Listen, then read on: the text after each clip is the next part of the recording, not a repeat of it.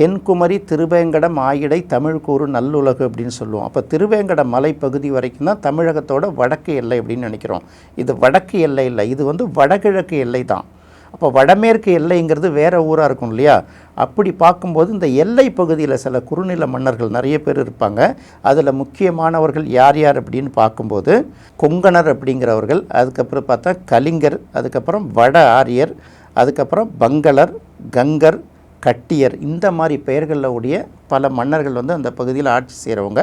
இந்த மன்னர்கள் எல்லாம் ஒன்று சேர்ந்து என்ன பண்ணுவாங்க, இவர்கள் யாரும் தமிழர்கள் கிடையாதுன்னு சில குறிப்புகளில் சில அறிஞர்கள் குறிப்பிடுறாங்க. இன்னொரு பக்கம் பார்க்கும்போது இல்லை அவர்களுக்கு தமிழும் தெரியும், அதில் ஒரு சிலர் தமிழர்கள்ங்கிற மாதிரியும் சில பேர் சொல்கிறாங்க. ஒட்டுமொத்தமாக பார்க்கும்போது அவர்களுடைய தாய்மொழி தமிழாக இருப்பதற்கு வாய்ப்பு இல்லைங்கிறது மட்டும்தான் ஓரளவு நம்மளால் புரிஞ்சிக்க முடியுது. அவர்கள் எல்லாம் ஒன்று சேர்ந்து சேரன் செங்குட்டுவனை எதிர்த்து போர் தொடுக்கிறார்கள். இது நடக்கிற பகுதி வந்து இப்போதைக்கு நம்ம திருப்பதின்னு சொல்லக்கூடிய வேங்கடமலை பகுதியில் நடக்குது. இந்த போருக்கு வந்து தக்கான போர் அப்படிங்கிறது ஒரு பேராக சொல்லப்பட்டிருக்கு. இந்த போரை பொறுத்தவரை இது தமிழர்களுக்கும் மற்ற மொழிகளை பேசக்கூடியவர்களுக்குமான ஒரு போராக தான் வந்து இலக்கியத்தில் சித்தரிக்கப்படுது.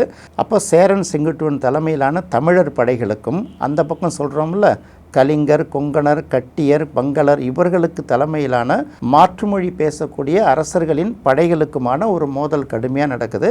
இந்த போரும் கடுமையாக நடைபெற்ற போர் தான். இந்த போர்லையும் வந்து சேர நாட்டு மன்னர்களும் சேரன் செங்குட்டுவனும் தீவிரமாக தங்களுடைய வீரத்தை காட்டி அவர்களை எல்லாம் வென்று அடக்கிடுறாங்க.